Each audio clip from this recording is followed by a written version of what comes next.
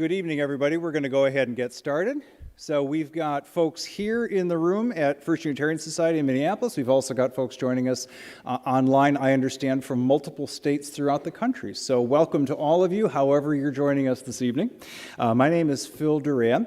I happen to be a member here at First Unitarian, staff at Rainbow Health, and I am part of the LGBT Leadership Council for Compassion and Choices. And all three of these organizations have come together to bring this conversation to Minnesota tonight.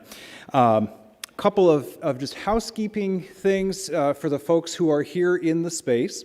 There is, I imagine you saw that there are refreshments in the lobby right outside. They will be there throughout the movie, and there'll be a brief break after the movie as we get our panelists up onto the stage. Feel free to step out, get something to eat, bring it back in. That's perfectly fine. For folks who need to use the restrooms, they are out this hall, out the door, down this hall, and almost all the way to the end on the left. And all of our restrooms here at First Unitarian Society are gender neutral. So we have come together tonight for a viewing of a documentary called Bob's Choice. It's an independent film that was produced in 2017. It documents the experiences of a man by the name of Bob Fuller in the final weeks of his life as he approached the date that he will end his battle with cancer using the Washington State Death with Dignity Act. There will be, I think, a fascinating conversation that follows it. We've got three wonderful panelists. I'm really delighted. Carrie Framsted is a member of the community here and has some very personal experience with the issue of medical aid in dying. Our minister here, Reverend Dr. David Breeden, who will be part of the panel afterwards, and then State Senator Scott Dibble. Is this your district? You're very close. It is your district. I knew you were right in here someplace. So he represents this space in the Minnesota Senate, and we're delighted that all three of you were able to join us, and then all of the people who were in the room tonight as well as online. If you, during the movie, if you have questions or concerns about the facility, I will be in the front row, David will be in the front row. Either of us can help direct you if need be. But if not, then I'm going to turn it over to our tech guy, Bob. For the folks who are watching online, my understanding is that the video will simply stream on the screen that you're using right now. You don't have to do anything magic. It'll just come to you, and then we'll return here to the room for the conversation afterwards. David will be monitoring the chat during that so that if you're online and you want to ask a question or make a comment, we do have a way of making sure that that is captured for tonight's experience. So with that, again, welcome to First Unitarian Society, and let's start the movie.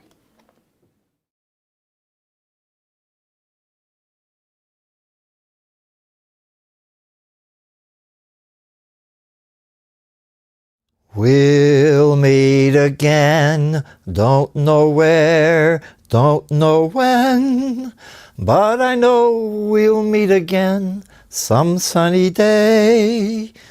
Keep smiling through, just like you always do, till the blue skies drive the dark clouds far away. You're looking great. You're sounding great. I'm very photogenic. I like to present a smiling face, and that's I feel better like this. Yeah, but I do look fantastic in this shirt too, especially. Right, Joseph? Right, cameraman Joseph?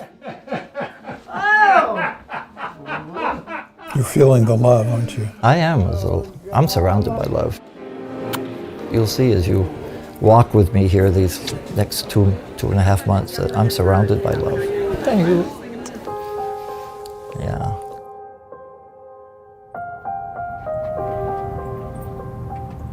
So that's the lilac tree here, and I love the smell of lilacs. So what's going to happen here? Maybe they'll just sprinkle it, but I want my ashes to be part of this tree. And I'm right up there, that's my apartment, right up there. My next apartment is going to be way up there. Way up there. Look, you can see it. I'm being cute. Today is Sunday, March 3rd.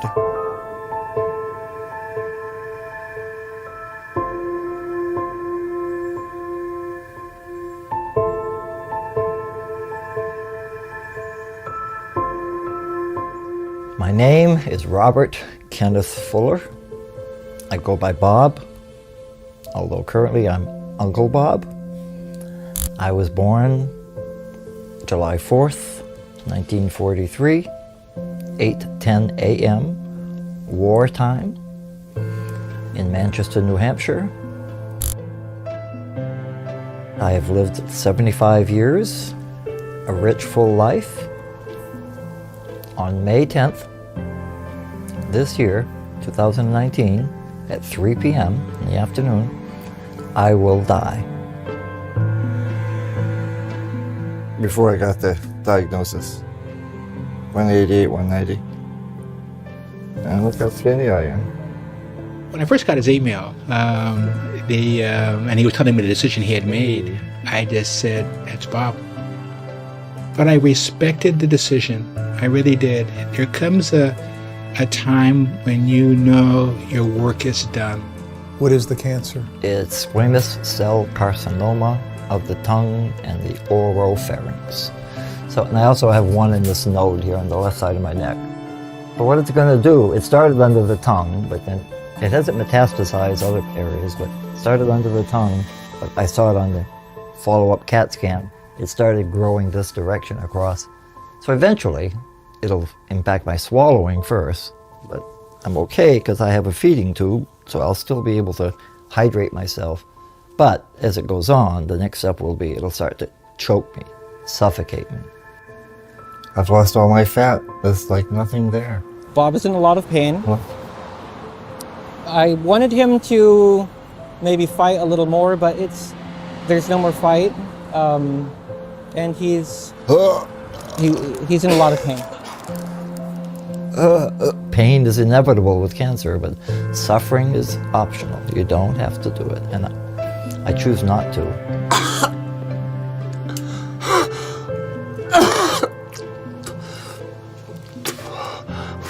God damn it. Talked to Bob about, he's had a good journey, and he's made a decision to do this now, before things get really challenging and difficult and before things get painful. It's not for everybody. The whole idea is to be able to make a choice. Whether it's a choice to engage in all heroic measures, absolutely. If that's what somebody chooses to do, then they need to be able to do that. Conversely, if somebody realizes, you know what, I'm done. It's not worth it for my quality of life to be able to continue receiving the kinds of medical treatments that are needed when I can make a decision now, when I'm able to end life on my terms and with dignity. That's why it's called the Death with Dignity Act. Hi, it's Bob. It's Friday night, the 8th of March, about 9 o'clock. I'm just worn out, tired, a lot of pain in my throat. I've taken meds, some morphine and other things, and I'm just going to go to sleep. Just wanted to say goodnight. Bye.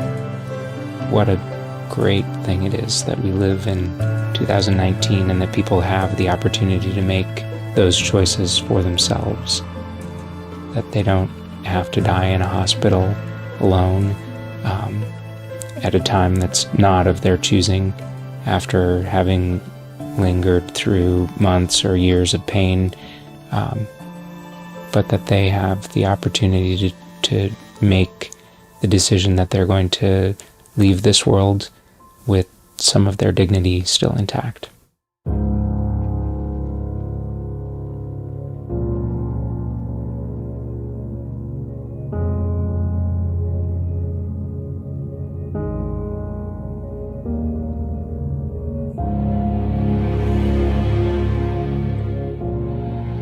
So how would you like us to cover you on May 10th? On May 10th, I'd like you to be here filming the entire thing here in my bedroom as I'm giving my my medication, my formula, my bowl, and just as I'm about to have my last supper, my last meal, I'd like the cameras to pan from me to some angels that I have posted, my pictures of angels around me, and then maybe move the camera out the window here. Nobody needs to see me stop breathing, really. They need to know that I died. How's that sound? How's it sound to you? Sounds nice.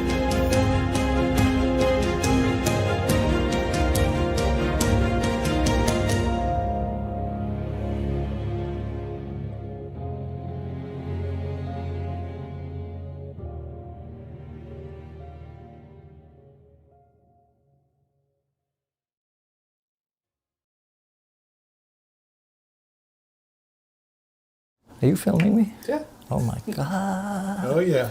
I get all in people's Get face. me to the church on time.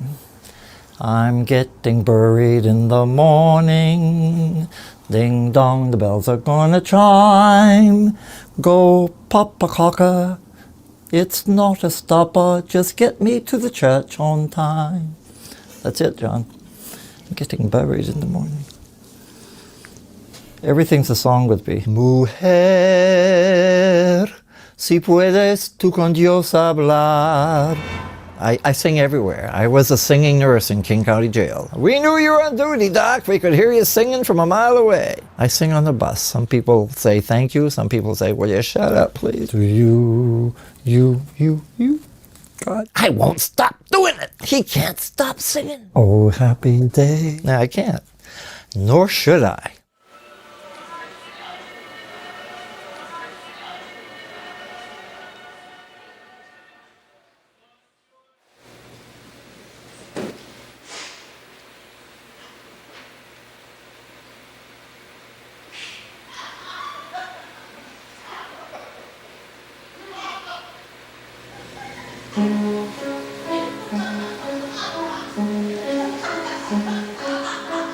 I saw you playing the little piano there. Yeah. That little piano, you played it well. Red piano. Song, song, song, song, song, song, song, song, song, song, song, song, song. And then the pianist takes over at that point.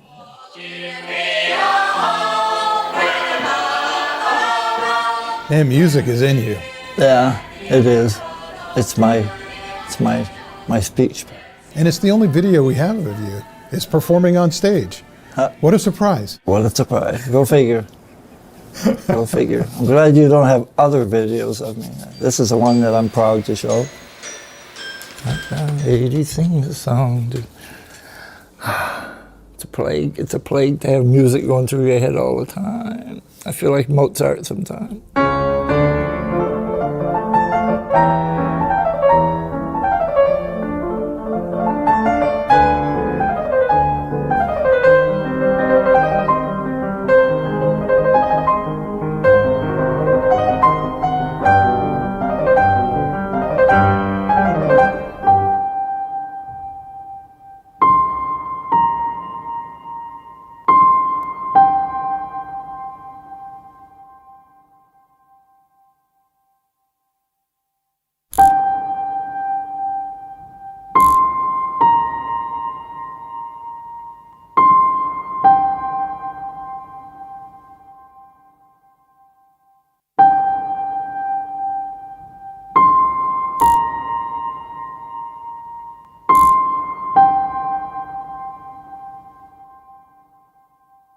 So it's interesting, you know, alcoholism, AIDS, all these things, and that's not what kills me in the end. Yes, that's not what's going to take me down. He was my sponsor, so that meant that he was, you know, taking me through the steps in AA and becoming like a mentor.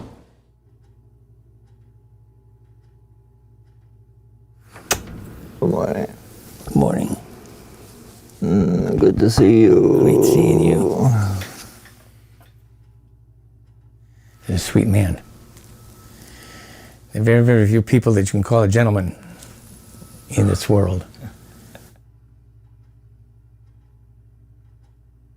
Bob wasn't in the room right now to not be able to hear this. What would you want to tell him? That I love him very much. And that I will miss him extremely. And life will not be the same afterwards as it is now and has been in the past. It hurts the heart too much when you lose somebody that's close to you. He's gonna suffer. Like, he's gonna eventually won't be able to eat. He's not gonna be able to talk, and then it's gonna start cutting off his breathing after a while, and he's in a lot of pain already. What I'm gonna miss most about Bob, just the simple little funny things he says.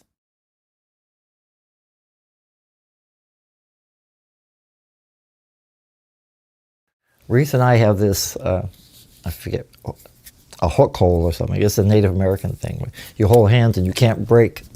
The way you put your hands together, it can't be broken. They use it in wrestling and stuff. He taught me that when I first met him. So I want him to be holding my hand like that, locked in with me, but then I want him to let me go.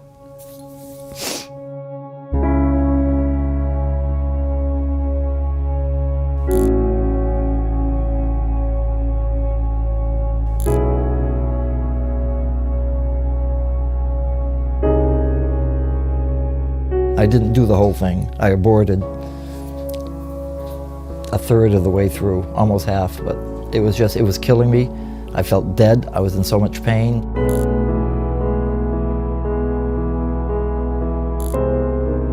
Don't want to suffer. I don't want people to remember me as like suffering. It's not the way I've ever lived my life, you know. So I had to kind of pick a date. I went with May. I like May. Camelot, it's May, the lusty month of May. So I chose May 10th, not quite sure why. May 10th.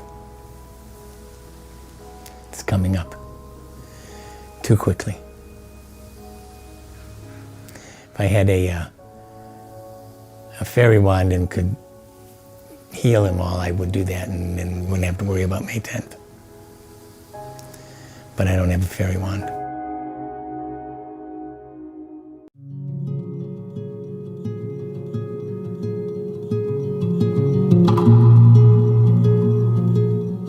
One of the things I never wanted to was to be lying on my deathbed saying, oh, I wish I had only. What you're saying is you have no regrets about anything? No regret. Want me to sing, John? I can sing. Non, ne regrette rien. Non, je ne regrette rien. Edith Piaf. I regret nothing.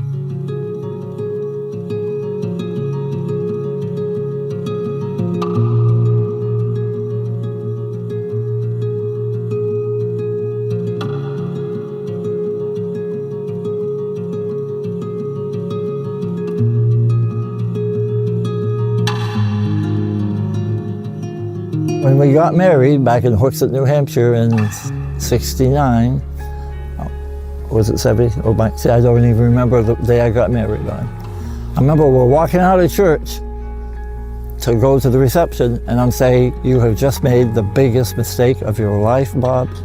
That's what I recorded. And then we went off on our married life for 5 years. She's still very, very close today. She remarried, has a daughter, yeah, but that was an awful time because I felt that I had deceived her, and in a way I had somewhat, but I didn't know. I didn't know gay people. I didn't know men loved men. I knew what I felt, and I knew what I was attracted to, but I thought, I'll get what I need from Jeanette because I love her. But, you know, you can't. You can't. I can't make you gay, John Sharifi, and you can't make me straight. Like, I just can't do it. You can't do it. But that was a sad time. But we dealt with it quite well, but I was disappointed in myself.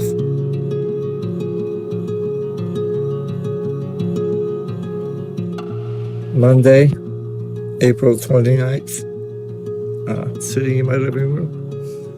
I just called Jeanette, but actually she called me, my ex-wife. And, it's a very emotional conversation. She won't be coming, and that's good, actually. There'll be many people here. But we said we loved each other, which we do, and did. And then we said goodbye. Not good night, but goodbye. It's so final. So just want to record this. Thank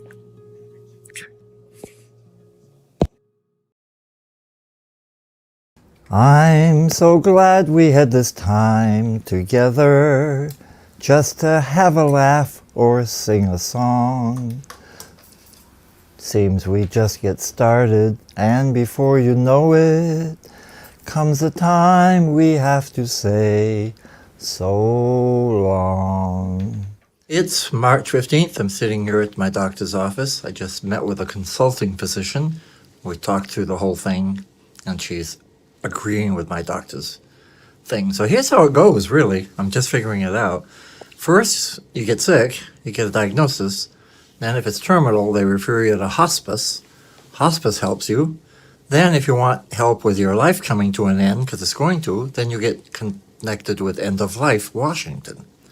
But then in that process, if you decide, I want to end my life on my own, I know what's going on here, and that's what I want to do, then you get into the death with dignity process. So it's really like steps. I just sort of figured that out this morning.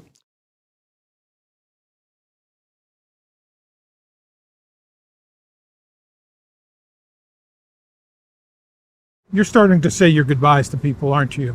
Every day, yeah. Because that's the way I feel. Every day I wake up every morning thinking, this is the last day I'll wake up this day ever again, March 26th. It'll never happen again.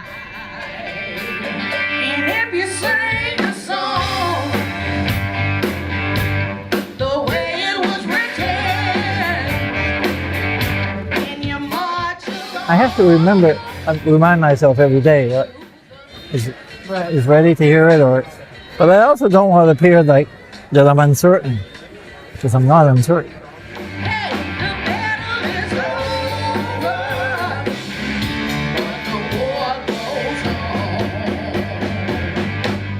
Yeah. Voice.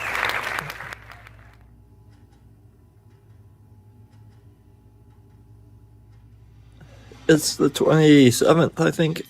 I just tried eating another bowl of oatmeal. It hurts so much. I don't know if I can keep eating anything, because it really hurts my morning. So maybe today's my last day of food in my mouth. I'm sorry, but this is real. This is happening to me.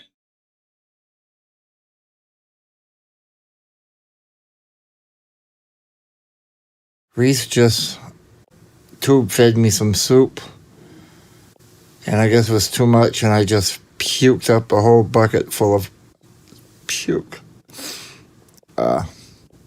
Pretty bad. Anyway, I didn't videotape the puking because some things are too much. But it was a friggin' mess. I think I got the crap out, so I'm gonna try to sleep now. I hope. Night. This is a good thing, and I think it's a positive thing to see someone like Bob setting an example to say, how do I want to close out my life? Because it is coming to a close. This is an invitation into his death. It's an actual invitation to partake in his experience of death and in his reckoning with his life. I mean, he's really allowing us to journey that with him. It's beautiful.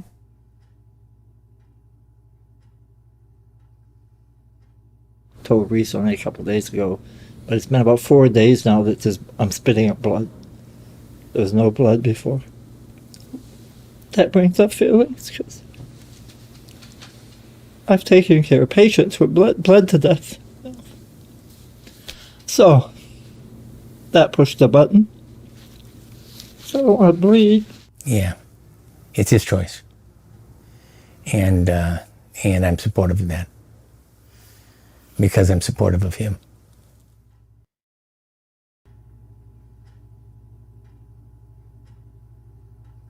Do I look skinny? Do I look skinny to you? I'm dying. I can say whatever I want. You know I love you. You're my sister. I know, I love you too. Okay. Yeah, I'll never forget you ever. Well. How can I forget that?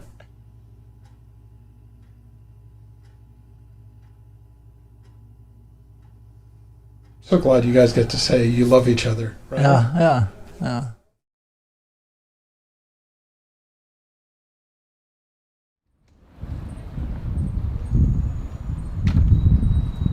Do you wish it was another day, that we weren't at April 21st, that we were maybe, like 2 months earlier, that you get to live more days? Do you want to live more days? No.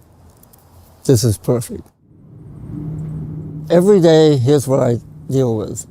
I wake up having all night long been spitting up blood and smelling it and sick to my stomach all night long. So I wake up like, oh, another day. And I'm glad that I have another day, but I'm also relieved that I only have another day today. But then keeping the numbers going, yeah, it's just a sense of relief for me that I wouldn't want more days. If anything, I wouldn't mind subtracting 5. I was thinking of doing a countdown on Facebook. Is that too much?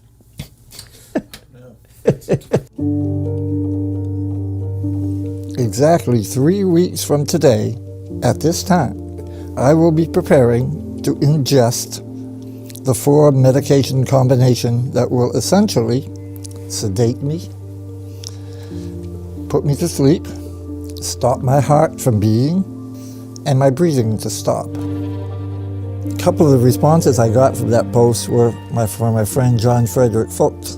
He says, "I'm missing you already, Uncle Bob. I love you and know that you will remain a bright, shining light in my life. I understand about wanting the pain and suffering to end. I am holding you in highest consciousness." And then Nancy Nugent, who I've known for quite a while, says, "Uncle Bob, you have been my shining light and you always love everyone unconditional. I hope and pray that I'll stay clean and sober for a long time." And what she's telling me is maybe this time, for you, because you've always been unconditional with me, that I'm going to make it this time. I'll stay sober for you, Bob.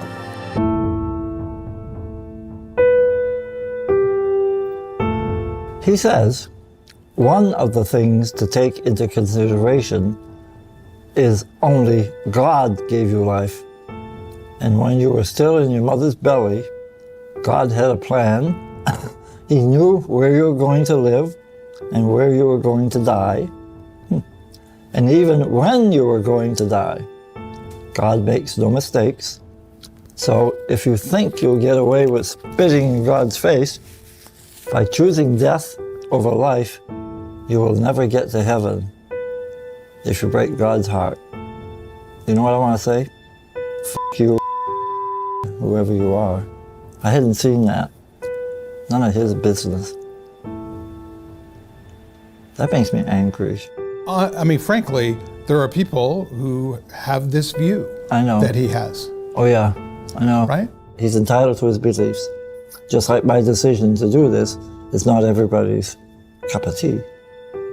It's your choice. It's Bob's choice. Yes. Ding! Bob's choice. Stay tuned.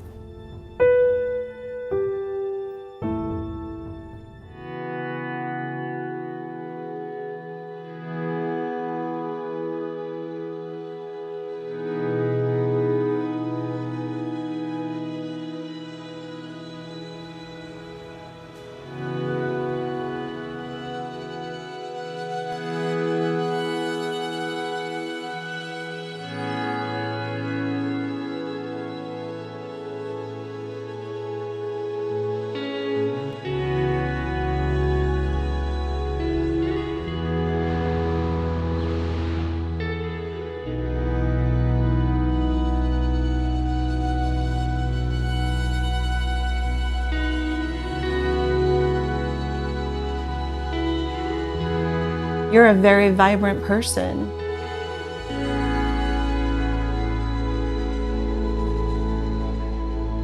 To think of your life becoming that type of physical pain and that kind of life heartache. No. I'm grateful that we have the ability to make these decisions for ourselves and have the supports behind us to make those decisions. Me too. Me too.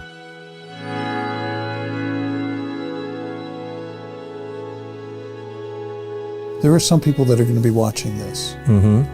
and they're going to think, no, this isn't right. This isn't right, yeah.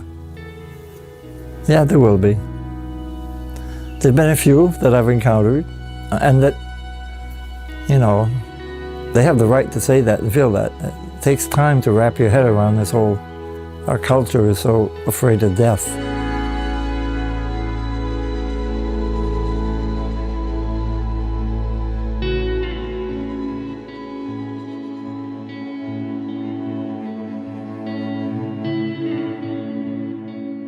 What would you like to say to them? To those people who have doubt, have doubts. It's, you know, question. It's not for everybody. It's not for everybody.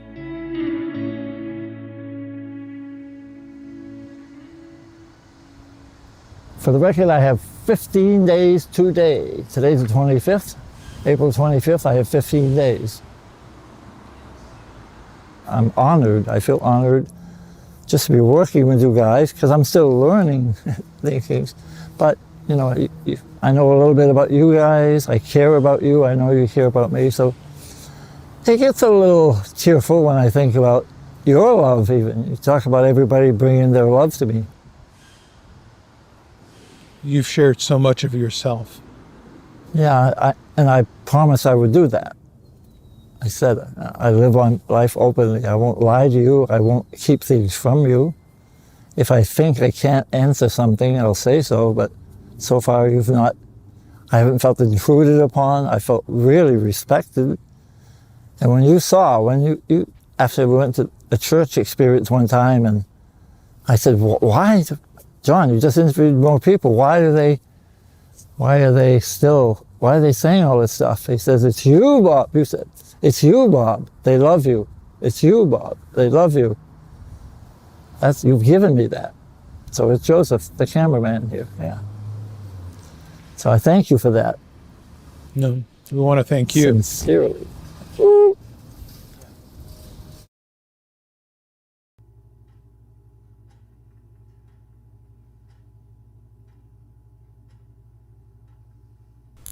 I look like a person who's dying now.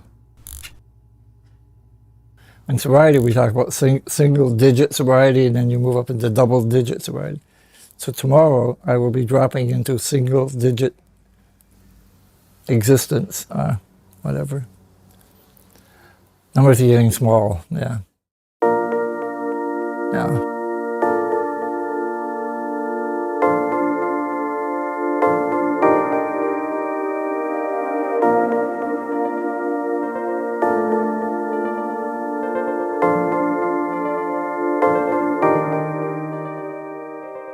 One more day coming to a close. Tomorrow I'll awaken to TV cameras. Oh, that's right. That's when you guys showed up. John Sharifi texted, Bob, you are loved, Bob. I have proof of it on video. Everyone, they think the world of you. Yeah. That was a good day. That was fun. It's time to take a gracious bow and exit the stage. I embrace the cancer and I give it thanks. I do embrace it and I do give it thanks. You know, I think that's maybe one of the things we'll all come away from is, wow, am I living like that? Am I living that kind of life? One that's fully expressed. I'm ready, Mr. DeMille. Oh! One that's fully shared with people. I love you, Bob. I know. I don't want to say goodbye.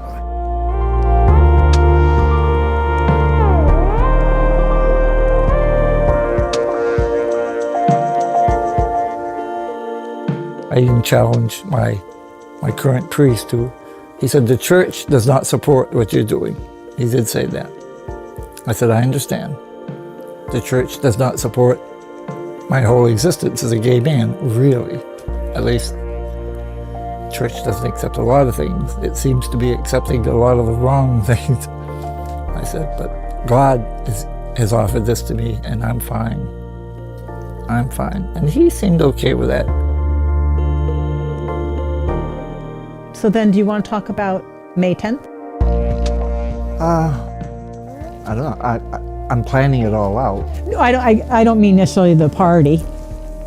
I mean the actual taking of the meds. Well, I've got a feeling that it's getting harder and harder for me to swallow. Okay. That swallowing's not going to be an option. Okay. And you have a feeding tube. I have a feeding tube, so Okay. we're going to have to use the feeding tube. Okay. And so when I was sharing earlier about that you have to be, well, yes, and that you have to be able to self-ingest. Yeah. If you can't drink it, you have to be able to self-administer. I have to So be able to you'll plunge put my the hand plunger. down. Exactly. So you'll do the plunger. Can a loving hand of Reese have his hand laying yeah. on top of my hand? Let's make sure it's your hand My doing hand it. that is, okay, make Yes. moving it now.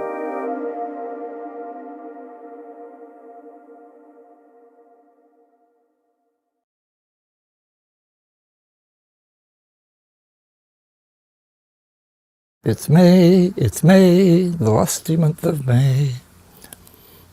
That's from Camelot.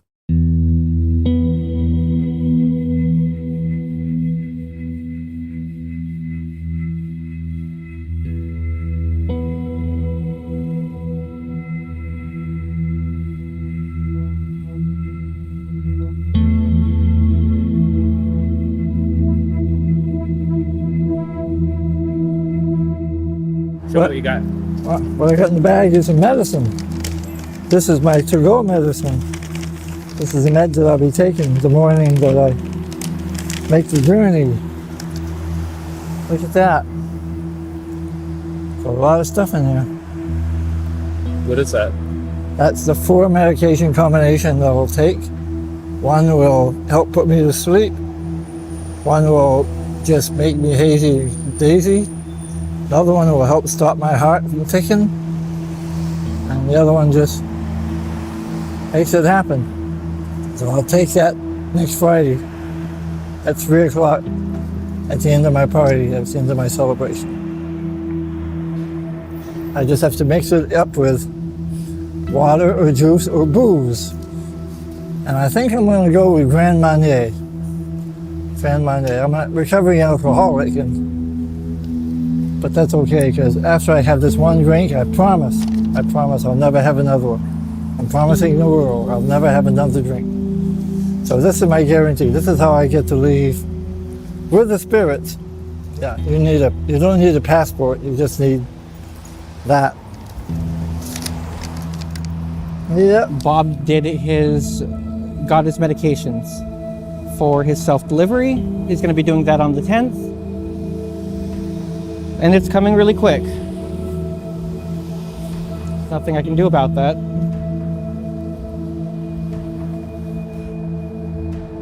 Yeah.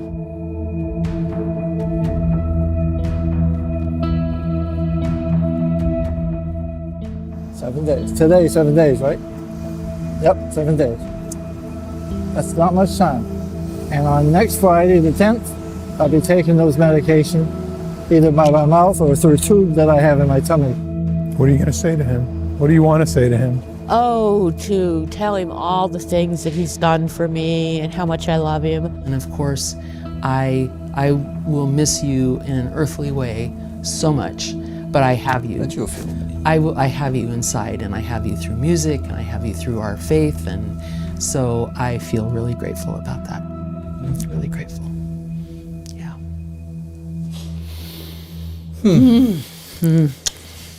Yeah.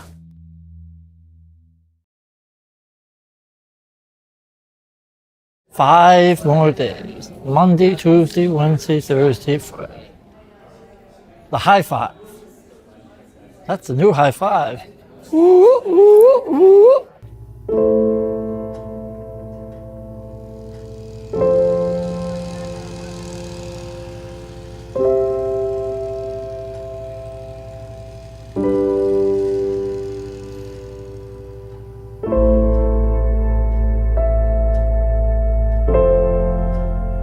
Loving God, we ask you to be close to Bob and to those who love him.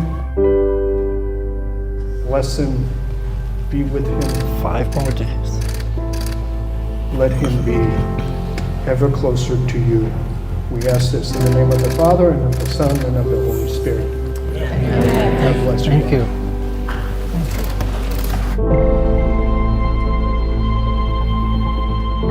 I'm ready to say goodbye to you all. I've had enough. One last hug. I love you so much. Just let you know you're well loved, man. I know. Thank well you. loved. Thank you. I'm gonna miss you, okay? Thank you. But you'll always be in our hearts. And St. Therese will always be in my heart. I don't know if you remember. You? We used to sing in the choir. Yeah. I flirted with you a little bit. Huh? I flirted with you. You flirt with everybody. I always say I'm really. Even the cameraman. I flirt with the cameraman. I hope your transition to the spirit world will be spirit-filled. I'm gonna pull your nose. Thank you. He pulled my nose. I'll meet you on the other side. Where the peace of God will always abide. Amen. Amen. Thank you for being you. I had no choice. Yeah. We'll miss you. Thank you. I love you. Thank you. You can cry. It's okay to cry. I just want to give you a hug. Thank you. Rest in peace, my friend. Thank you. You want to? I'm tired. I know. I'm tired. Love you. Take care. I love this place. This was more than I expected for my last Mass. Again, it was perfect. I really believe that what's supposed to happen will happen. I can't make things happen, and I can't stop things from happening. I can't stop ruling.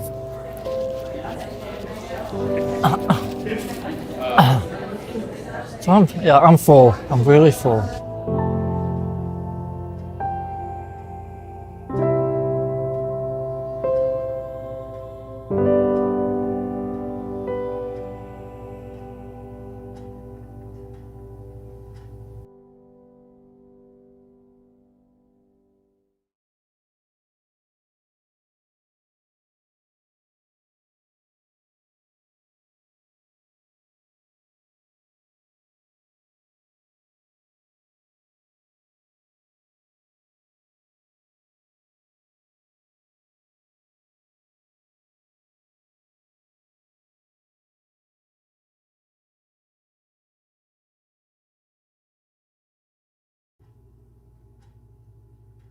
You had mentioned to us 2 months ago.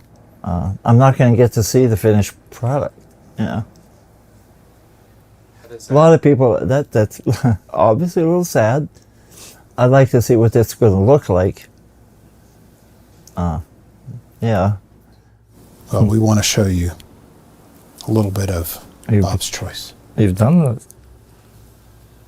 We'll meet again, don't know where, don't know when. But I do look fantastic. And this shirt too, especially. Right, Joseph? Right, cameraman Joseph? You'll see as you walk with me here these next 2.5 months that I'm surrounded by love. Yeah. On May 10th, this year, 2019, at 3 p.m. in the afternoon, I will die. So you got a preview. I got the first preview. 2 thumbs up. John and Joseph, Sharifi and Warta. Thank you.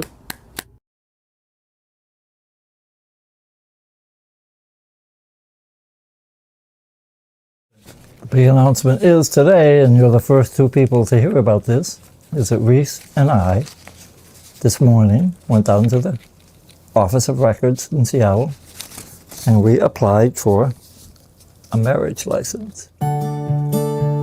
Scream, scream, scream.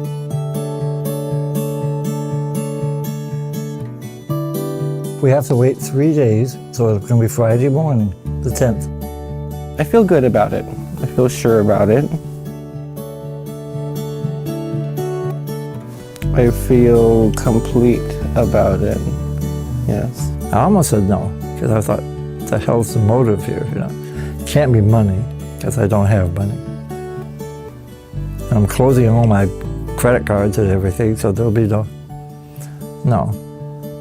He even's letting people take things out of this house every day. Like, it's not about that.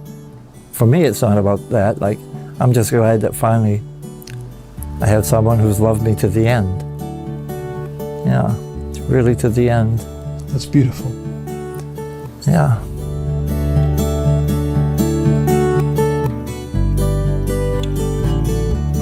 What a story. I didn't see it coming. I didn't really see it coming, and I know you guys didn't. I said, this is going to be the ironic twist.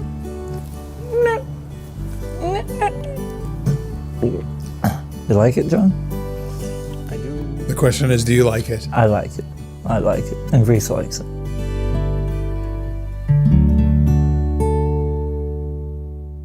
So we get married right here in the building. There's a lady here in the building who performs these things. So I'll just do that in the morning, then we'll get out and have a banquet. Then I'll come upstairs and kill myself. How was the honeymoon, Bob? It was a killer. Sorry. I'm not being a proper 75-year-old man. I beg your pardon, Joe. America, I beg your pardon.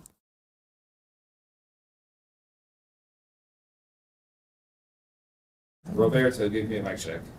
Testing 1, 2, 3, 4. Testing, checking. John Sharifi, testing. We only got one more mic check after this. One more mic check? I'll give you one of these. Good. Up in your face, clap. Well, that's why they do that on TV. So this is my greatest moment.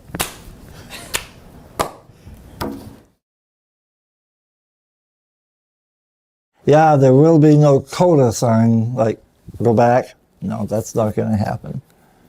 Yeah, there will be double bars at the end of the score tomorrow. End of piece. Applause, applause. Yeah. It's beautiful.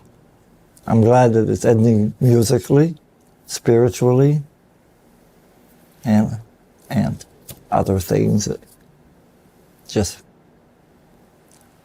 what can I say? I don't know what to say anymore. No. I'm just a very happy person. Looking at your faces is beautiful. I mean,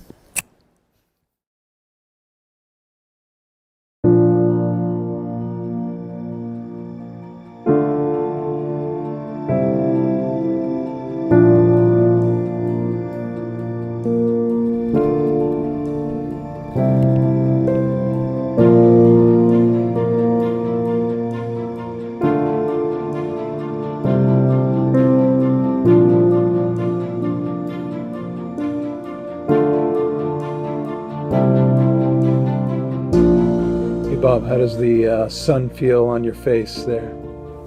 feels really nice and warm. Good morning. It feels lovely. It's a perfect day.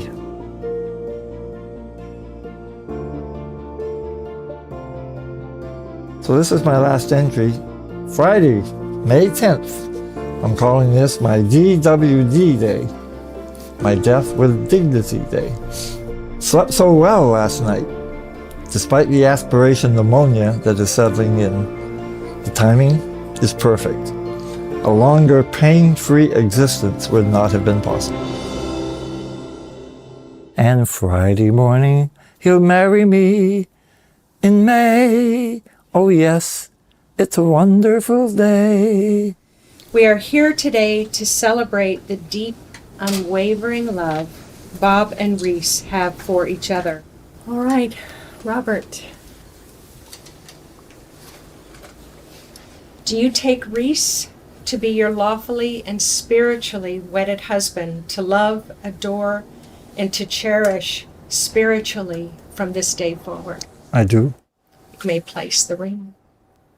Reese, do you take Robert, Bob, to be your lawfully and spiritually wedded husband, to love, adore, and to cherish spiritually from this day forward. I do. Please place the ring. You heard the word adore, right? Adore. Okay. You may now kiss for the very first time as a married couple. Can I have everyone's attention? We would like to welcome Mr. and Mr. Reese and Robert Fuller.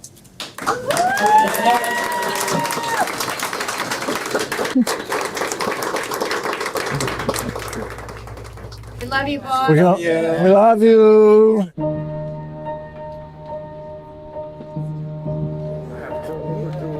Some say love, it is a river that drowns the tender reed. Bless your heart. Everything you do is forever. Some say love, it is a rain. All right. That leaves your People love you. I know. All right. And I'm just accepting you today. Well, hello. An endless aching need. I say Peaceful passage, my wonderful friend. It's going to be one. I'm ready. In a couple hours, I'm going to be dead tired. And no pun there, really. I will be dead tired. So I'm kind of glad I'm sick and I'm feverish, because when I lay down, I'm going to want to go to sleep. They get to say what they need to say to you. And they're all saying it. And you get to say. I get to receive, mostly today. Because you told me to do that. So just take it. But I can't help myself. I have to. Yeah. I love you, Jay. Yeah. I love your cameraman, too.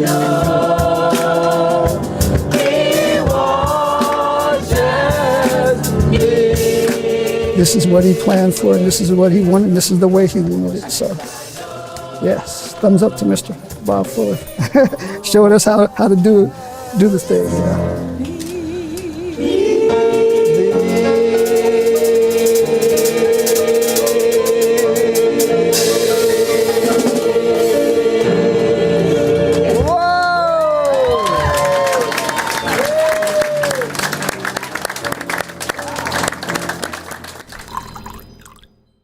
My last elevator ride.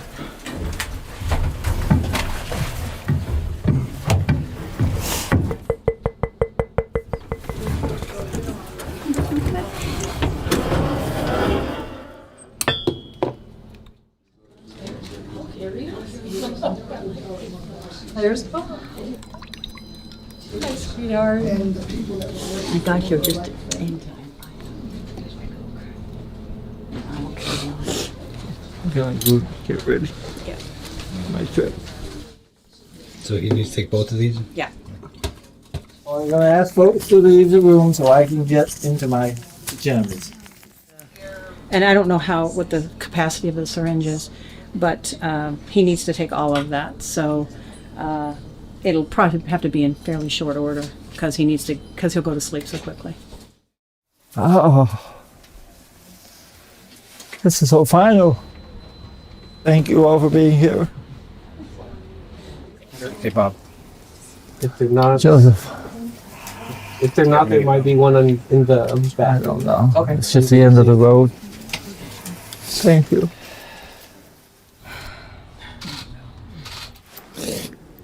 Oh, Dana, thank you.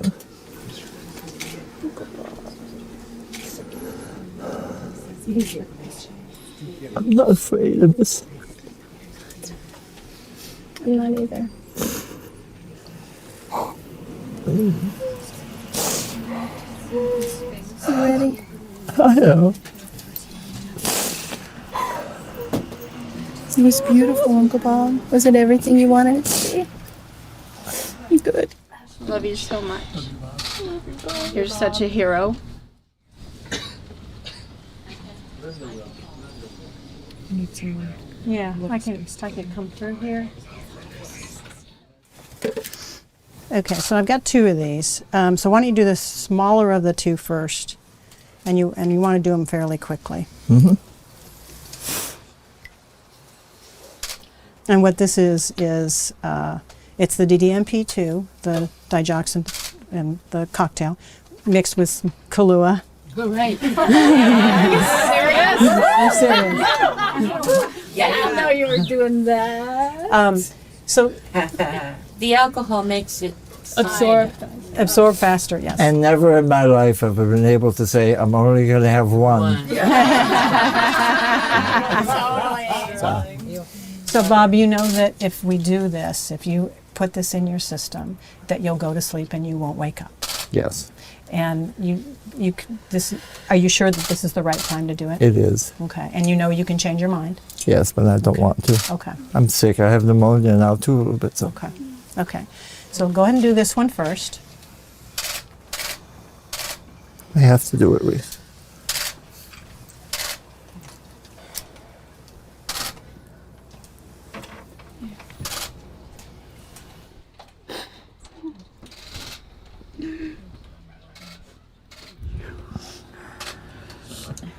I'm still here.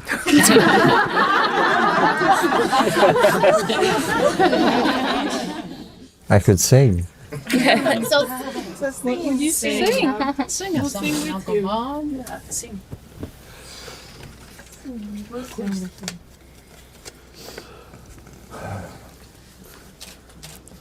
I'm so glad we had this time together, just to have a laugh and sing a song.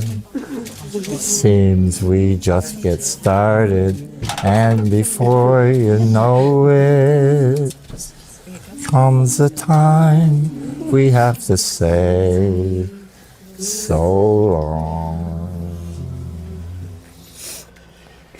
And yet I'm here.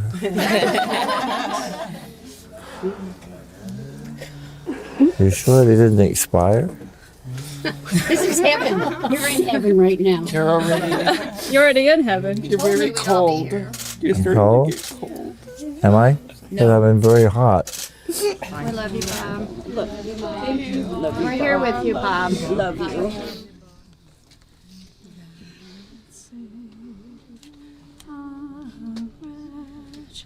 Like me, I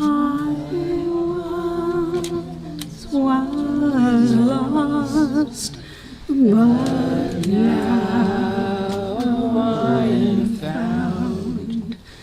Was blind, but now I see. So how would you like us to cover you on May 10th? On May 10th, I'd like you to be here filming the entire thing here in my bedroom as I'm giving my my medication, my formula, my bowl. And just as I'm about to have my last supper, my last meal, I'd like the cameras to pan from me to some angels that I have posted, my pictures of angels around me, and then maybe move the camera out the window here. How's that sound? How's it sound to you? Sounds nice. We'll meet again, don't know where, don't know when, but I know we'll meet again some sunny day. Keep smiling through, just like you always do, till the blue skies drive the dark clouds far away. So will you please say hello to the friends that I know? Tell them I won't be long. They'll be happy to know that as you saw me go, I was singing this song. We'll meet again, don't know where, Don't know when, but I know we'll meet again some sunny day.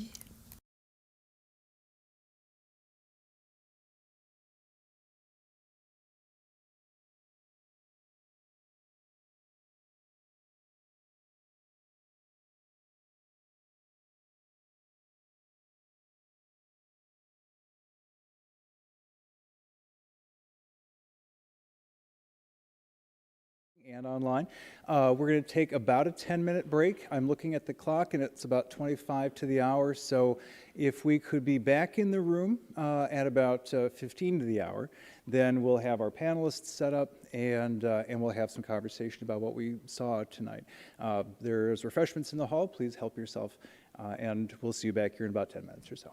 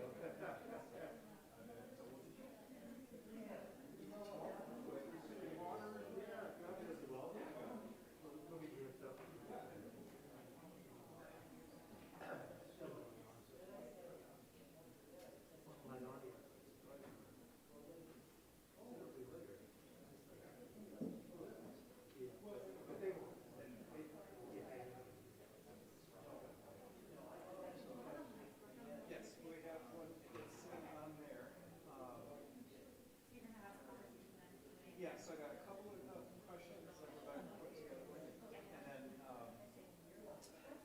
what might make sense, David, while you're up here, I don't know who's sitting where, I don't know. Yeah, I'm planning on sitting in the small chair. Okay. Maybe Carrie and Scott can sort of ask by the phone. Yeah, there's a, what do you call it? Yeah. Treat your time like operator. So are you checking to make sure the lights are all working? Yeah. Fantastic.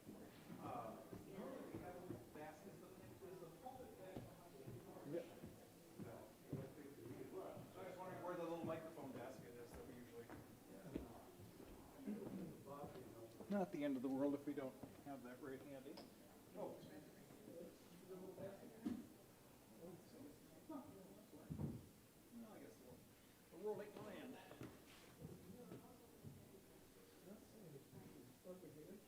Oh, right there. Oh, very good. Thank you. Aaron. Yeah, that's good because last time we did that sit and roll talk one, it was okay. All right, so if you'll just make sure that it's functional, then we'll just leave this here. So, I think David. David's going to sit here. He's going to sit there. And so Scott and Carrie will be in those two seats. Okay, so they'll have So David will have that one, and I suppose I'll just put the basket here. Well, Martin's going to play Oprah and kind of work the room for audience questions. Oh, okay. Yeah. Oh, okay. So are you going to need this? Just for a few minutes.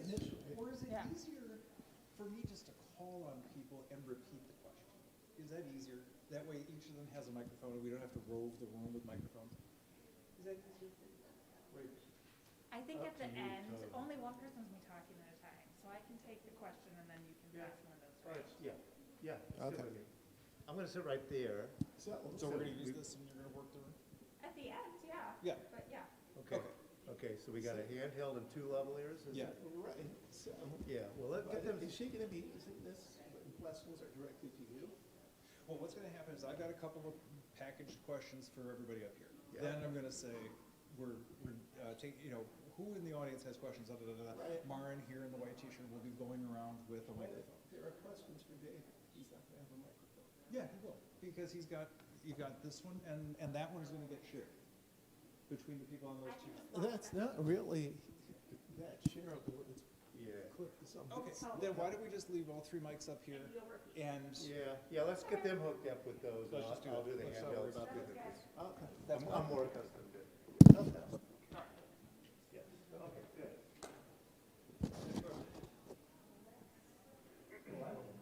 I mean, I could set up another mic. What a guy. I could set up a wired mic if you want to do that. But, you know, the way So this has a mute button on, so. you can make sure David knows about this stuff. Yep. Because I'm gonna be back here, I've got. Okay, get it on, yeah. Well, yeah, we can get them. You get the dad's chair. This one? You can, either, whichever one, I don't think they're assigned. Does it have a recliner? Now you know. The Barca Lounge is later. Yeah. There you go.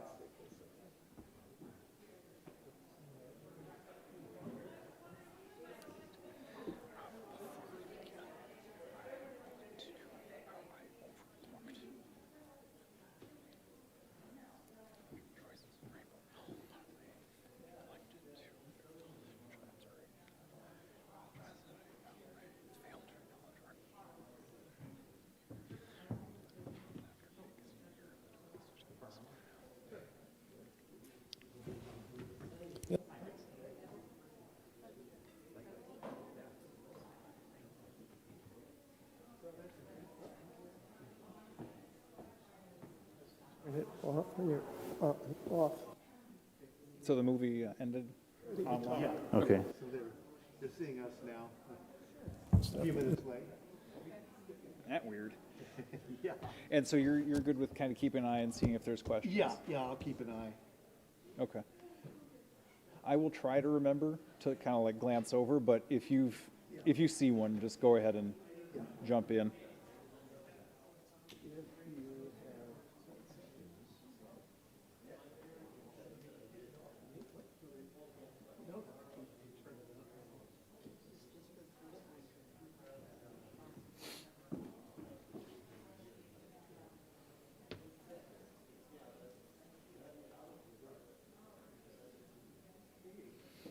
Yeah, we've got folks from Puerto Rico and Washington State. Wow. Yeah, Portland. There you go. That's fantastic. Yeah, kind of amazing. Oh. You're British. Oh, right. There goes the witness protection program. You know? Your cover is blown. Thank you. Thank you.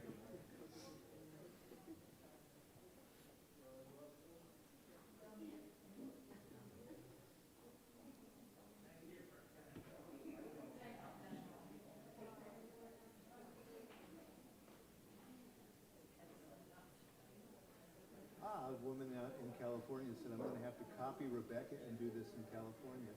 So, great. There we go. Someone else got an idea. Yep.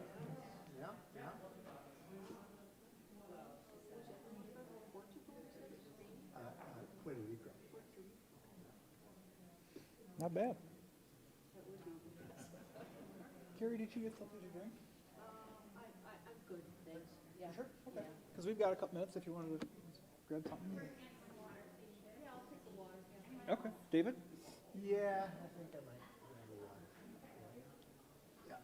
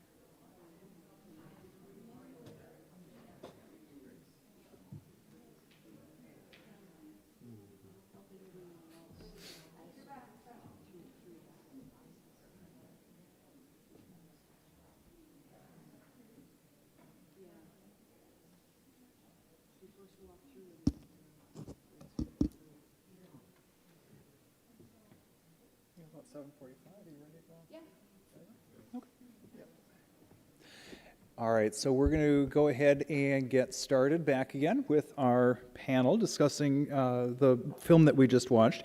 Before we get started, I remembered at the very beginning to acknowledge the involvement of the First Unitarian Society, Compassionate Choices, and Rainbow Health, but I accidentally neglected to thank and acknowledge our media sponsor for this evening's event, Lavender Magazine, and so I apologize for that. Let me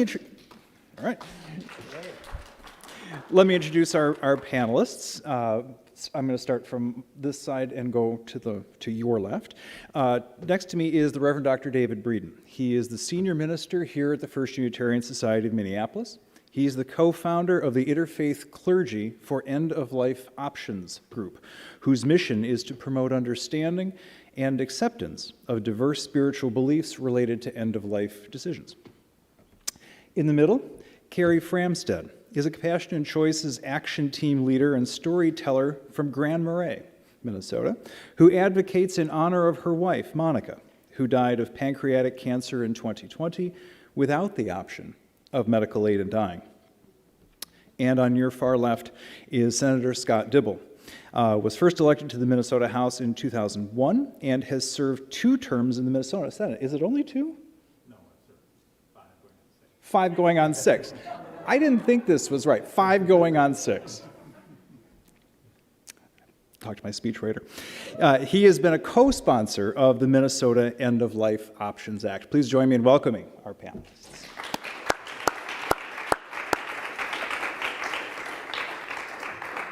I'm going to start with David, and a question for you. We saw in the film spirituality came up in a number of different ways, both as something very supportive of Bob and something that was used not in support of Bob. And I'm wondering, from your perspective as a minister, how do you react to what we saw tonight in the film, and what motivates you to be a part of this? Yeah, well, first I do want to apologize. I'm not playing video games. I'm watching the chat for the people online so that we can get some questions if anyone has a question. Yeah, I am definitely driven to do all I can with this kind of issue. At First Unitarian Society, we are humanists. A good many of our people are atheists and agnostics, and therefore don't have that troubling baggage that we see often. As the world secularizes in some ways, ideas go farther and farther out. And, you know, back in 1915, we said women had a right to choose. That was a long time ago, and we're fighting for that one still. Kind of went backwards recently. But that's not against our faith for women to have the right to choose. We were definitely in the marriage battle, because people have a right to marry the people they want to. And people can choose death with dignity. It's just a no-brainer for us as humanists. Now, I do understand where other people are coming from. I have a good many minister friends who I've invited to be in our group, and they can't. The hierarchies say no. Even though they agree with us totally, they can't do that because they would lose their pensions and things like that. And so there are a lot of reasons for these systems and these walls to stay up. And I just keep fighting to say, wait a minute, we are religious. Yeah, we're not exactly as religious as some. There's, if you look around, there's no religious symbols anywhere in the building. That's not accidental. It was built as a humanist building. We are not conventionally religious, but we do have a religious tradition, and we believe what we believe, and we are being encroached upon by other religions when they say, no, you can't do that. Just as back when we were fighting for marriage, I would tell people, no one's going to force you to have gay weddings at your church if you don't want to. That's not what we're talking about. We're talking about giving people the chance to choose. As Bob said in the film, he got to choose. Now, you did see, I loved his response, right?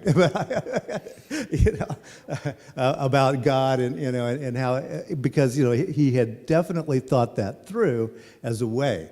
But we all know that there are many different ways to think about God, even for people who are conventionally religious. Ideas like pantheism, panentheism, that God isn't this white guy in the sky sitting on a chair with a ruler waiting to rap our knuckles. So for those of us who think in that way, I think that we have to stick together and keep fighting. And we joined the lawsuit recently for a woman's right to choose. It gets in our religious way when others say, we have to do it this way because we're really religious and you aren't. Well, sorry, we're in the religion business as well. We are spiritual as well. We probably talk more about morality and ethics than many places do because we don't have a God to tell us what to do.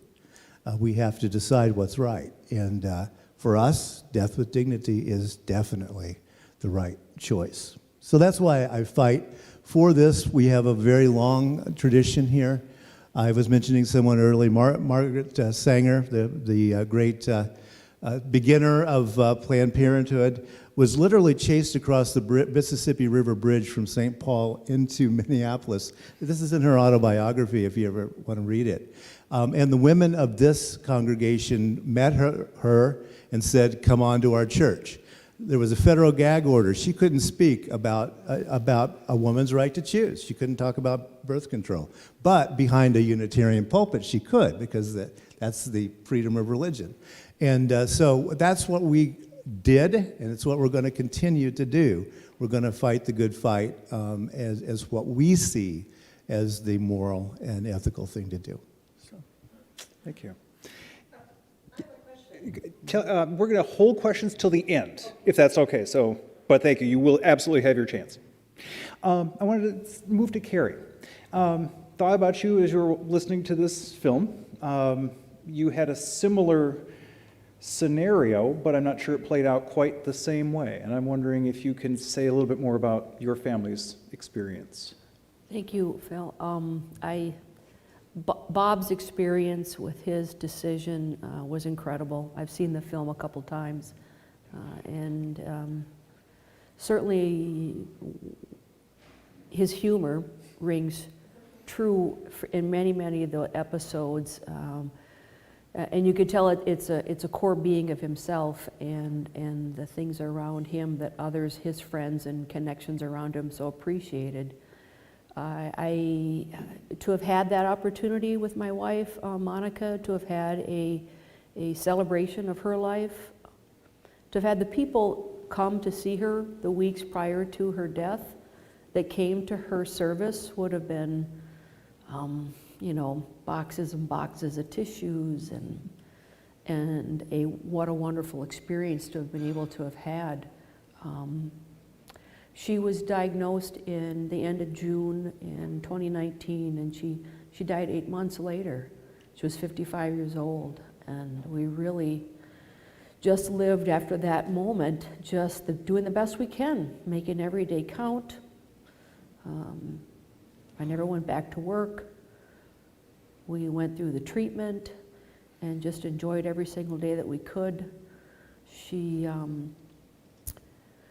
was from the Rochester area, and that's where we went down and had treatment at Mayo, and she did the treatment for about 6 months, 7 months, until, as Bob had mentioned, that it was killing him, the cancer was killing him, and the treatment was killing him.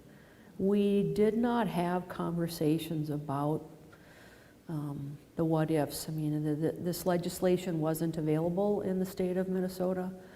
There had been some approaches for it a number of years previous to that, and I knew her condition and her position on that we both were the same. People should have this right and this choice. It's a whole nother scenario that you can't believe it when all of a sudden it's you now, in the shock of trying to deal with what's our new reality. I can't speak 100% for her, but I'm quite certain she would have, we would have come to this decision to have been able to have had an opportunity for everyone to have shared their love with her and her to share her love with them, from family members to sisters, her colleagues. She was a middle school health teacher in Roseville, Minnesota. And she had students that came to her service, friends near and dear from all over the country.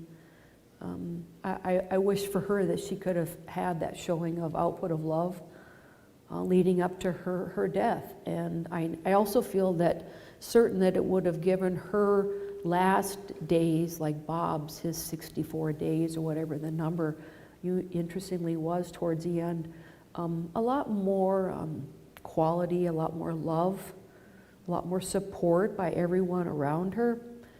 We, as also mentioned in the film, we just don't do a very good job of dealing and talking amongst ourselves, our friends, our family, our community, strangers, about death. And what do we want in our death? What's important? To find the language around it, to find the gentleness around it, the human connection at such a time when it's so important. There's so much to be given and received with what Bob helped his family and friends go through. It was beautiful. It was really, really beautiful. It's made me remember that I didn't say goodbye to my wife. I couldn't.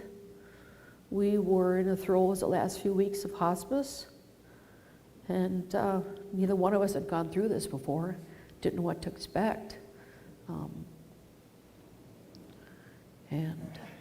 It was big for her, very important for her to have quality of life and to control the pain. And if any of you have known and been around people who have died, not everyone dies a good death. Hers was not, Monica's was not. And from her being able to lose her independence, remember her last moment out on the deck, taking 3 big breaths of fresh air and saying that's it. And she came in the house, and that was the last time she went outside. And she was a Division I athlete. She ran at Utah. She was a high school cross-country champ, 2-mile champ, tennis champ, and ran marathons, half marathons. She was a very physically engaging woman with life. She taught health to those cute little middle school kids for years, 20-some years at Roseville. So to see her be stuck to a bed and not able to get up as much as she wanted to, and to see her suffer. Hospice did all they could, but there really is so little that they can when you are going through the throes of a painful death. And the medication can't stay ahead of the pain. And she suffered a great deal. And it was hard, very hard, for those of us to be with her in her last days and weeks. I miss her very much, and I look forward to seeing her again someday, to be able to say hi to her and get that hug that I miss so much. Thank you. Thanks. Scott, we heard in the movie the phrase death with dignity a couple times, and so I just wanted to clarify that that is the name of the legislation in Washington and Oregon. Here in Minnesota, legislation was introduced, I believe, in 2015 called the Minnesota End of Life Options Act. Not a lot has happened on it, but you have been in support of this. And I wonder if you can speak from the standpoint of a elected representative. Why did you choose to support this bill, and what does it mean to you in your career in the Senate? Thanks, Phil, and thanks for asking me to be a part of tonight. I want to say hello to Rebecca Thoman through your magic box you have there on your lap. She's listening in. Unfortunately, she can't be with us tonight, but she helps lead Compassion and Choices here in Minnesota. So thank you. Rebecca, hello. Sorry you have to be away tonight. So I'm feeling a little verklempt myself here. I'll try to maintain composure. We've had a lot of loss in our family these last 2+ years. To answer your question, though, I am a strong supporter of this legislation for a number of reasons. My political awakening, coming of age, was through the HIV/AIDS movement of the late 80s and early 90s, and had the experience, of course, of seeing many, many dear and beloved friends and mentors of mine suffer terribly. That is a really terrible disease and can be a very, very terrible way to die. But what I also saw and what happened in that movement, the growing awareness that we have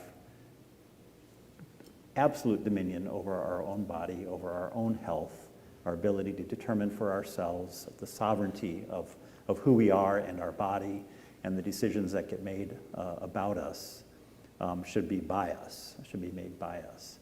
And another big part of that movement was very assertive self-advocacy in the healthcare arena, not just accepting what was told, what was going to be administered, what you have to do, but being active and asking questions and being an active part of the decision-making and pushing the entire system further and faster than it really wanted to go. And that's also a large part, as the good Reverend was talking earlier, a larger part of a bigger movement that this whole conversation is about. Marriage is about self-determination and achieving your highest aspirations, and it has a lot to do, of course, with how and who we express love with, and the idea that someone else can say through legislation or impose upon you from a different religious tradition exactly how you're going to express that love and form that family is un-American and defies the traditions of our democracy, and it does not serve the public's interest. Likewise with bodily autonomy and decision making over it's hard to even imagine a more deeply private and personal decision around how and when to have a baby, and to the idea that someone in the state capitol can tell you exactly what's going to happen, and how your life is going to unfold, or someone can dictate to you from a different religious tradition. When I think about this beautiful story that we just saw on the screen with Bob, the idea that someone could tell him that he could not make that decision and choose to live out his experience of health and dying the way he chose, I think is an affront to what we hold dear as people, as individuals, as citizens, as free people who expect certain rights and autonomy in our democratic system. So I feel strongly about this at a lot of different levels, but mostly because of that very personal experience and what it means to make those decisions, and how you want to be, and who you want to be in community with, and how you want to live, and whether or not you want to choose to suffer more than is necessary. Excellent, thank you. Why don't we, I think there was at least one question from I see a couple of hands, so why don't we start with you? I apologize, thank you for your patience and allowing me to interrupt you. For the folks online, if you can kind of bellow your question to me, I will then try to repeat it so that they can hear it online. So you get the first crack at it. I have a response for each one. What is the main obstacle to getting this law passed in Minnesota? Sure, so the question, I'm just going to repeat again for the folks who are online. And then do you have more questions? Because I can come back to you. Okay. Yes, ma'am. So the question for the folks was, what's the main obstacle to getting legislation like this passed in Minnesota? And I'm going to maybe assume that's a Scott question. Right. Well, the short version to a longer analysis is that we don't have the votes. You know what? We don't have the votes in the legislature to pass this law. There's not enough legislators who are persuaded and convinced either on the merits or on the values or on the politics that this is a vote that they should Either they don't believe themselves, or they believe that for whatever reason, this would be a politically negative vote for them to take. So it's about who serves in the legislature and who those folks respond to, and what kinds of ideas they respond to. So, you have to simply take a look at, who holds the seats, who gets to make the decision to say yes or no, and what motivates them to say yes or no.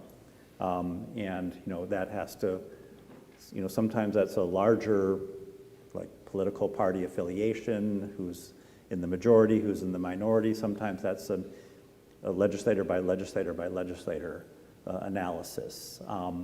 It does have a partisan tinge to it, if you will. It's not entirely a partisan issue.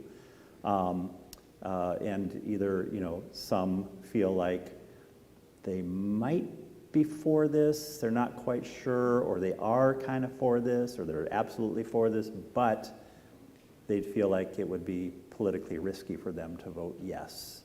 And given a bunch of other things that are important to them, this doesn't rise to the level of, crossing over and possibly losing political support, their next election, et cetera. It just they haven't gotten the kind of pressure or support they need to vote yes.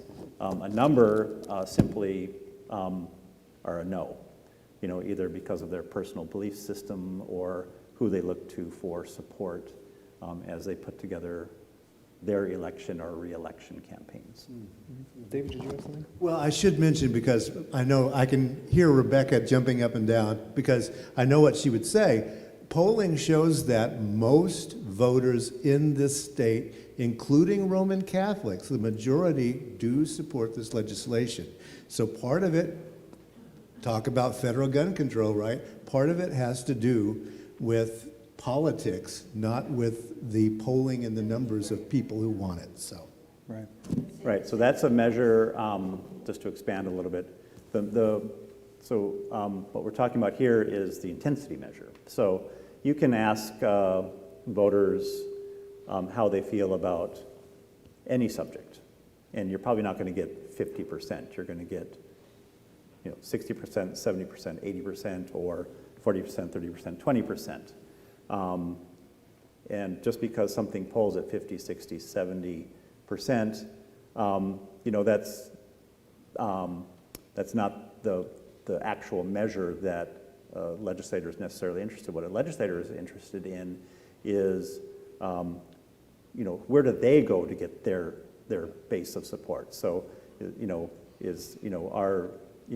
the anti-choice groups who also happen to be opposed to this legislation, where are they at on this, and how strong is their political muscle in their particular district, and who are they hearing from, and what is the intensity that they feel?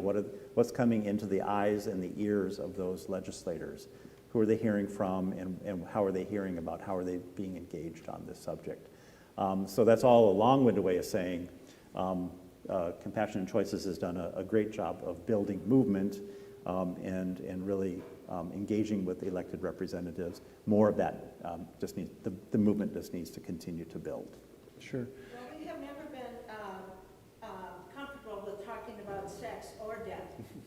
And I was around in the 80s and worked with people at the Minnesota AIDS Project, and was with people who had HIV. And they went home to be and have a very good death with his sister. But we went out talking about, this was in the mid-80s when HIV first came in. Also, for each of you, now remember, there were restrictions. Bob had to get an okay from 2 different doctors, right? Mm-hmm. Did Minnesota look at what Washington did? We're both democratic states. Yeah. Let me just repeat what I think the question is. There was some reflection on the history of working with people with AIDS and their dying process, but then the question I think really was, In Minnesota, with the End of Life Choices Act, did we look at what exists already in Washington and Oregon as a model? Well, the legislation, I think, is extremely similar to Washington State's legislation. Yeah. So I mean, yeah, it has a lot of the elements that you saw in the documentary. Yes. Or we have other people. I would like to sort of follow up on the idea, but more specific. I'm not a native to Minnesota, but I very much have enjoyed the caucus process, the grassroots politics that happens in Minnesota. So I'm thinking, all right, okay, if I have a bill and I want to get that bill eventually on the floor, that's probably got to be assigned a committee that's going to do hearings and all that sort of stuff. In Minnesota, has this would-be bill even made it as far as being assigned to a committee? Yes or no? Well, all bills are assigned committees, and this bill has received hearings in years past, but there's never been a committee vote to advance it then to the next committee and onto the floor. So it's had what we call informational hearings, never a full vote ever in committee. Yep. There was a question in the back. I think so, yeah.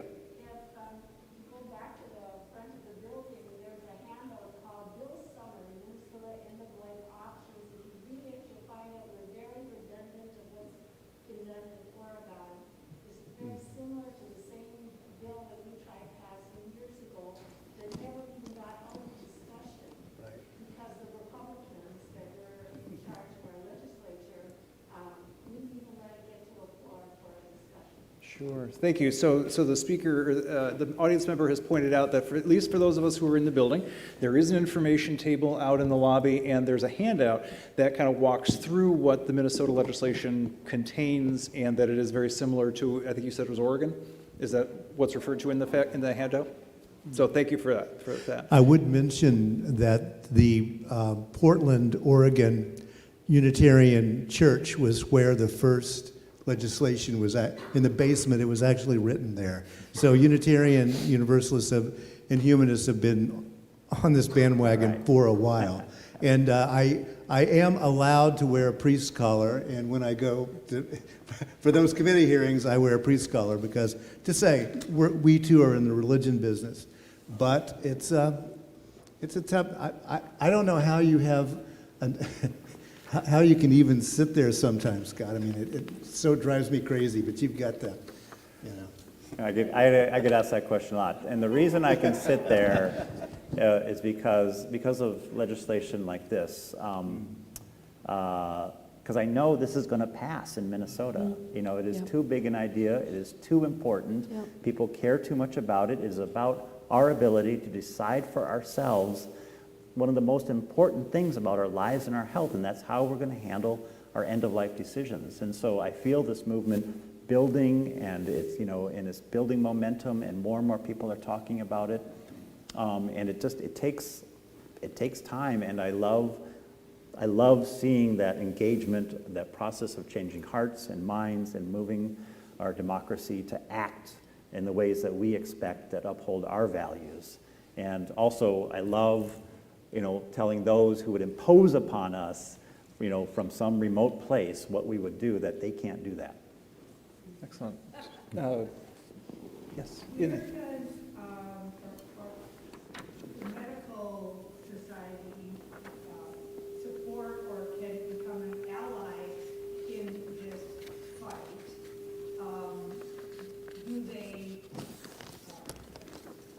Can they publicly support it and become an ally? I've seen both sides of having some personal experience with this with my mother, is that, you know, will they, individual doctors, will they let you know that there's options to end the life or not? So there's that aspect. As a group, can they be brought into this law and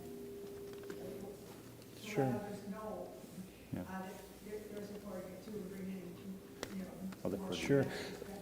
let me repeat the question for the folks who are online. So there's kind of two things in there really, but I think the biggest one was the question around the medical association. So the Minnesota Medical Association, for example, where are they on this issue? Are they reachable? Are they already a supporter? Are they an obstacle? What's your impression? Really, any of you? Well, Rebecca's a medical doctor, so she's with us. Yeah, there we got one.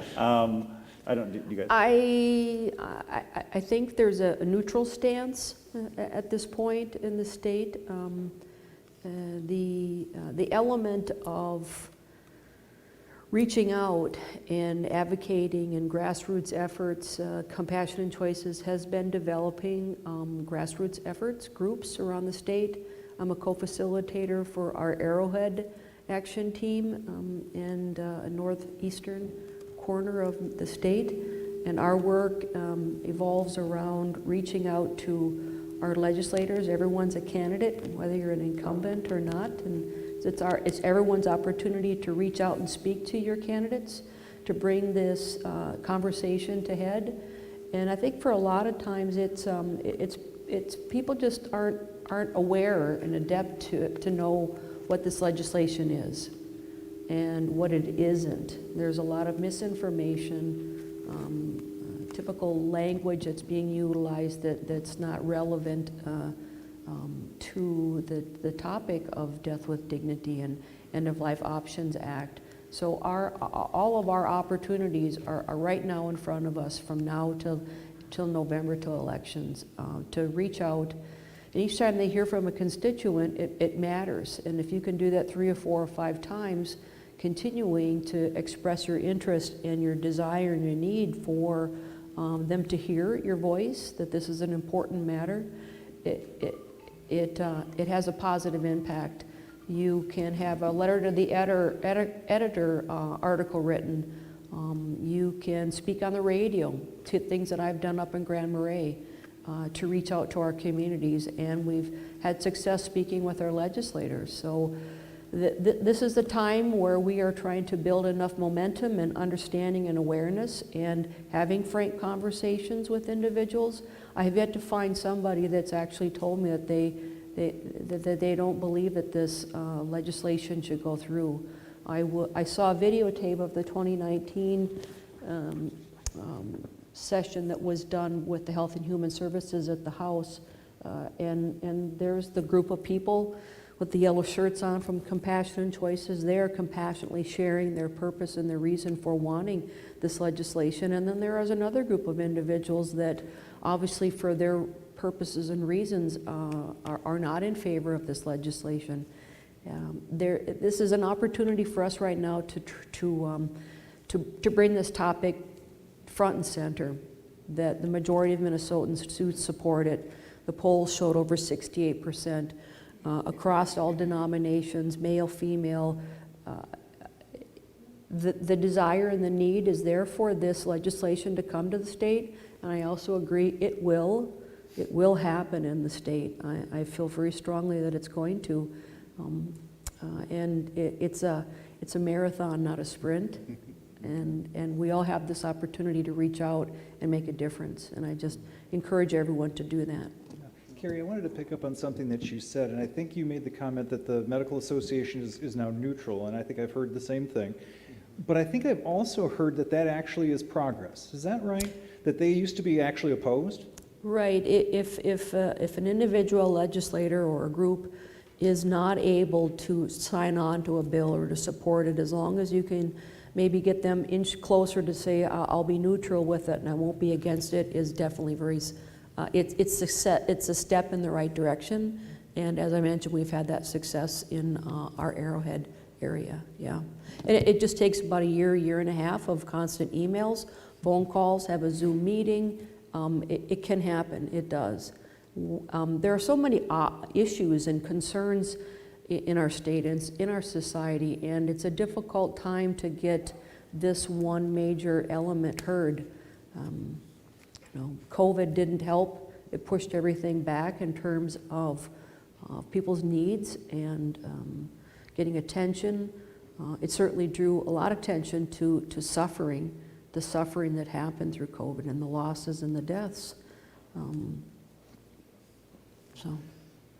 Has been a question about cognitive decline. Scott, do you want to address that in terms of what's in the legislation, in terms of, and they did mention a little bit in the movie, but some people, I think, are a little confused about the cognitive decline aspect. I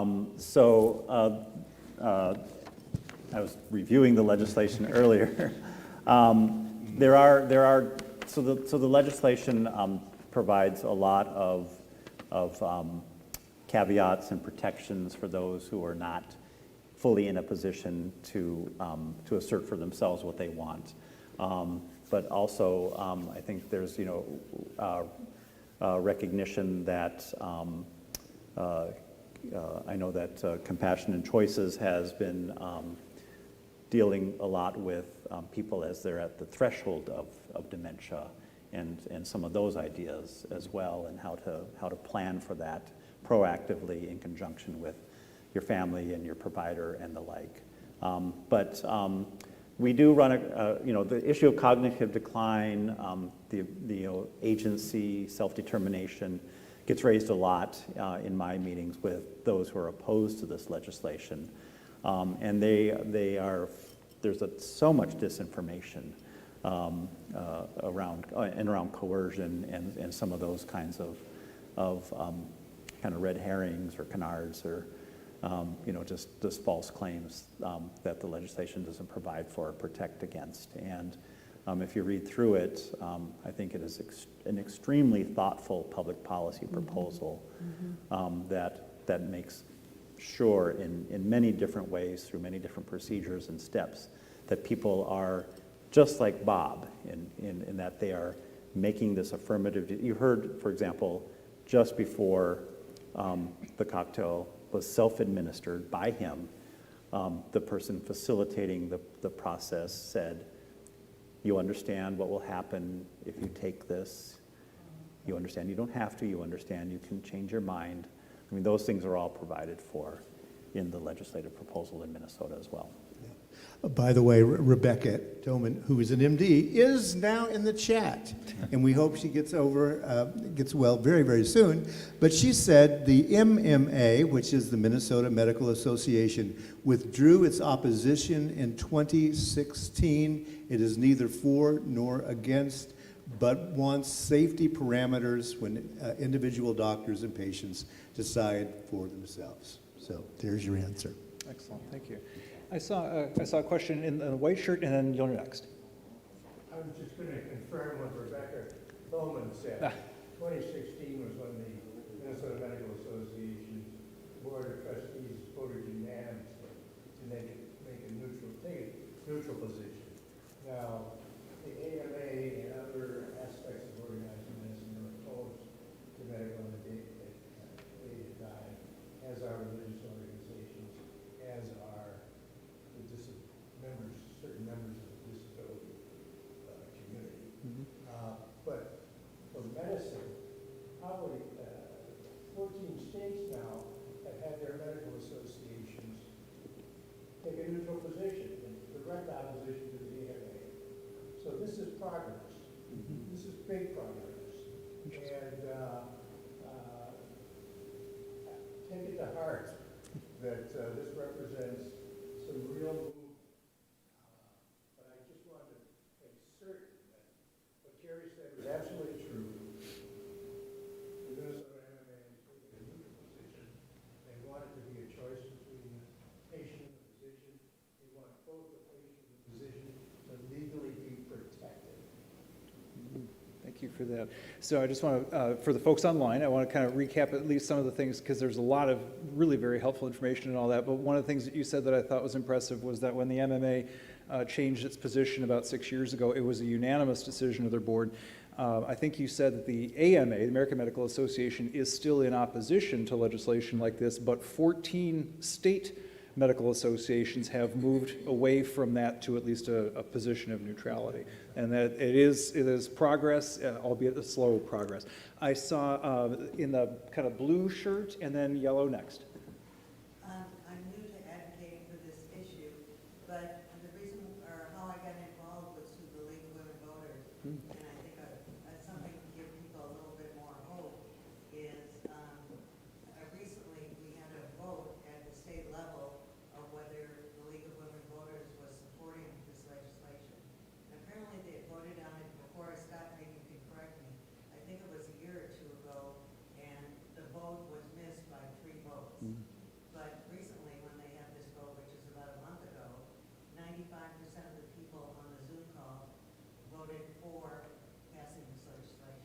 Yeah. So, and the people that talked about that had the experience before and the experience now were saying what made the change was the League of Women Voters at their unit level spent a lot of time in the last year or two educating people on what it really meant, and felt that when it was posed before was just because people didn't understand exactly what the process was being promoted by compassion and choices. And so to give people an idea of what you might do, one of the things you might do is get involved with the League of Women Voters and help educate people in your neighborhood or your city. Fantastic. So just to recap for the folks online who couldn't hear, you spoke about the experience of the Minnesota League of Women Voters. A couple years ago, they had a vote on whether or not to support this legislation. It failed by a very slim margin. I think you said 3 votes. And then in the intervening year or two, there were a lot of conversations at the local level, which kind of percolated up. And then when the League of Women Voters revisited this question relatively recently, 95% of the people in the meeting voted in favor of taking a supportive stance. So again, it's a good example of getting involved. I see the yellow shirt and then white in the back. What states have this legislation? I think they said 8, right? 11 states in the District of Columbia, and I think the general. 10 states. 10? Yeah, New Mexico's been the most recent. California, Hawaii, Colorado, Oregon, Washington, Montana through state Supreme Court decision, New Jersey, Maine, Vermont. So right, so it looks like 10 states plus DC, and the states are kind of scattered, but, and you've got the list memorized, it sounds like, you should be up here. But it doesn't sound like, if I heard correctly, there's nobody in the Midwest. Nobody in the Midwest. Hint. Minnesota Hint. and Illinois are working on it. So Minnesota and Illinois have some possibilities. Excellent. It's a good question. Is that, somebody had the handout. Is it on the handout? Are the states listed on there? When you came in, yeah, on the table. It doesn't look like it is. That's what I'm hearing. Person in the white shirt in the back.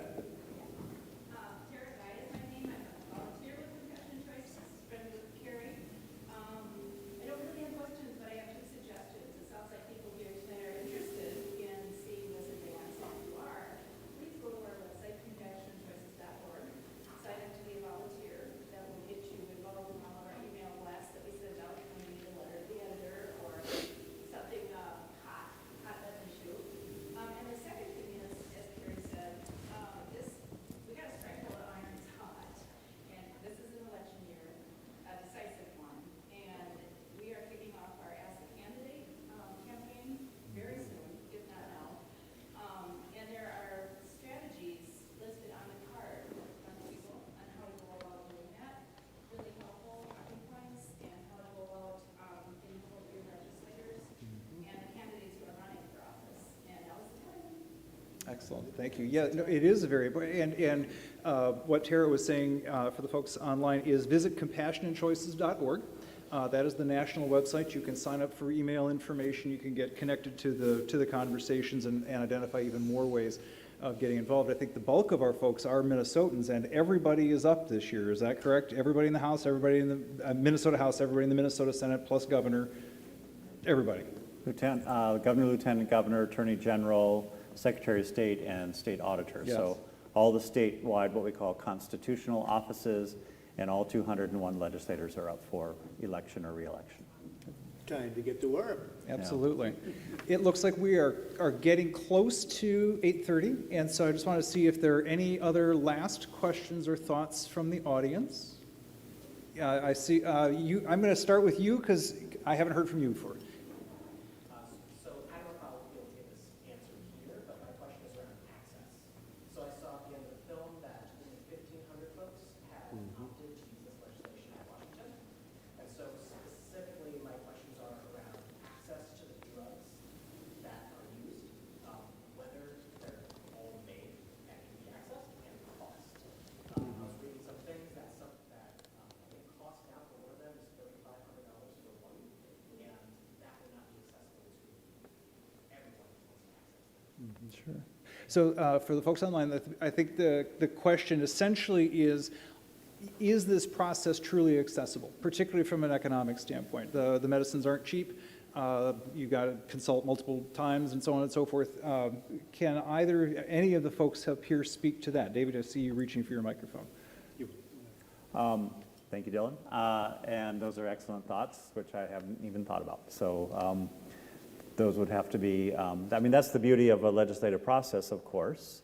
If this legislation were able to actually proceed through the committee hearing process, you would come over to the legislature, you'd raise these issues, we go, hadn't thought about that, let's figure out how to address those subjects and those issues in the legislative proposal, because they're important. Thank you. Right, it is an access issue, and I promise you, as soon as Scott gets this through, I'll be the first one down there saying, this needs to be insured. We need people to be able to get this medication. Yep. Absolutely. Last time the insurance company has to pay. As you can see, that's a complicated one. And yes, so, but yeah, we can get that fixed too. But I'm glad you actually said that. It sounds funny, but we do need to be careful.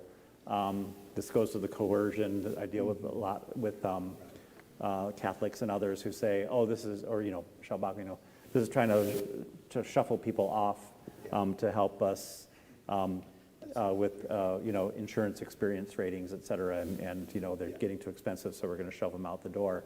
And that's not at all, and the proposal does protect and guard against some of those ideas. Yeah. What I would just probably mention is that statistically it ends up being predominantly more white, affluent individuals that are accessing end-of-life options. Our black and brown communities are not represented very well. Another level of healthcare disparity, obviously, into this element, and then the gentleman's question about the cost as well.